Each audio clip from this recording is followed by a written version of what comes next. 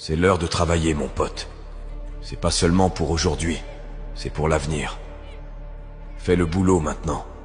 Il est temps de rester concentré, et tu le sais.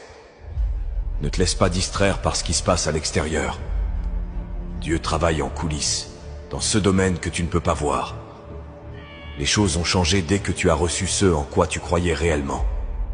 Les bonnes opportunités, les bonnes rencontres, la guérison, l'abondance. Tout commence à s'aligner en ta faveur.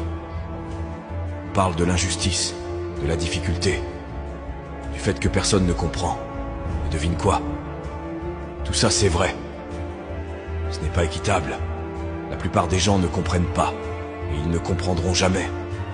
Alors pourquoi en parler?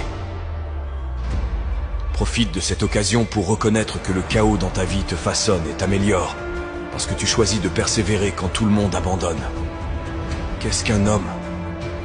La personnalité d'une personne, ses façons d'agir, ses pensées, ses actes, tout ça dépend de son cœur. Car qu'est-ce qu'un homme? Un homme, c'est son cœur. Un cœur menteur et trompeur signifie un homme menteur et trompeur. Un cœur mort signifie un homme mort.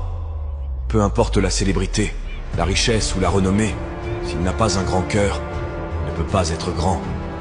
Mais si le cœur est grand, l'homme reste grand en toutes circonstances, qu'il soit riche ou pauvre, grand ou petit. C'est le cœur qui fait la grandeur. Enseigner aux gens comment trouver ce généreux moment présent et se détendre réellement dans l'inconnu, se dissocier de leur corps, de leur environnement et du temps, le futur prévisible et le passé familier, ça les pousse, pour une raison quelconque, à se ressaisir. À mes yeux, cela revient à retirer toute ton attention de cette réalité tridimensionnelle. Et c'est là que la porte vers la création et le moment mystique commence vraiment à s'ouvrir pour les gens. C'est facile d'utiliser ton enfance comme une béquille au lieu de la voir comme un outil.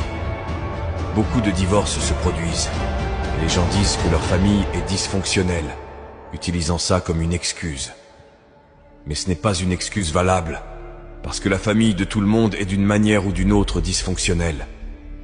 Élimine chaque béquille, débarrasse-toi de toutes celles-ci, et dis-toi que c'est à toi de jouer. Que vas-tu faire maintenant que tu as lâché tous ces fardeaux? Blâmer les autres est juste un moyen facile de s'en sortir. Dieu dépose des rêves dans ton cœur que tu ne peux pas accomplir seul.